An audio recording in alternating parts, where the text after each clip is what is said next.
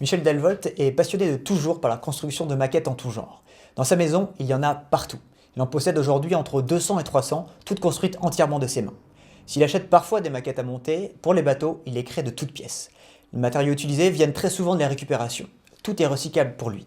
Le câblage et le moteur d'une ancienne imprimante, le flash d'un vieil appareil photo qui deviendra un projecteur, de nombreux appareils d'électroménager sont désossés et les pièces conservées précieusement.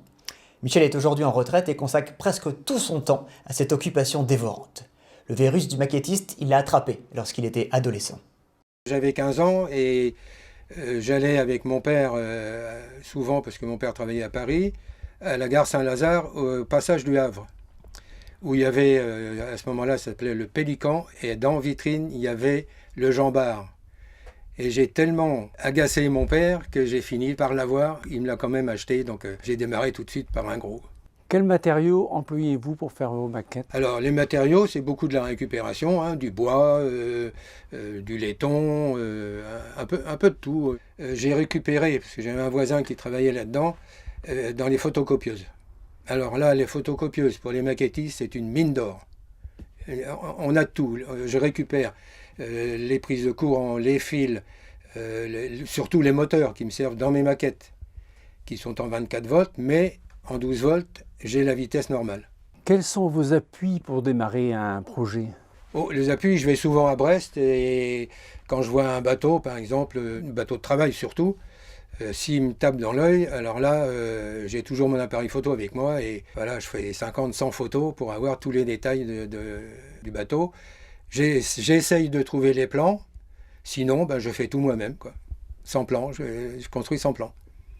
Vous faites partie d'un club? Alors je fais partie d'un club, je me suis inscrit il y a 2 ans, au BMB à Brest. Quelle est la plus grosse de vos maquettes? Alors la plus grosse maquette, c'est l'abeille Flandre au 25e, qui fait 2,48 m de long et 60 de large, et qui pèse 304 kg, tout équipé.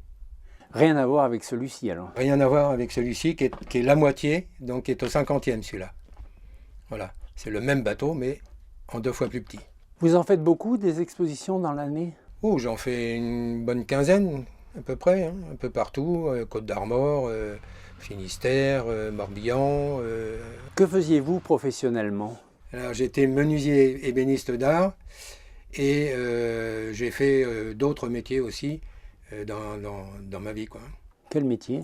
Oh, j'ai été un peu dans tous les métiers, j'en ai fait 27 en tout, sauf la plomberie et la toiture. L'électricité sans doute? Ah non, là j'ai fait alors toute la maison est refaite entièrement par moi-même. Et tous ces métiers en fait vous ont servi pour les maquettes? Voilà, ça m'a servi, ne serait-ce que pour l'électricité par exemple, c'est quand même dangereux. Sur les maquettes c'est un peu la même chose, hein, c'est toujours, par contre les maquettes c'est du plus et du moins.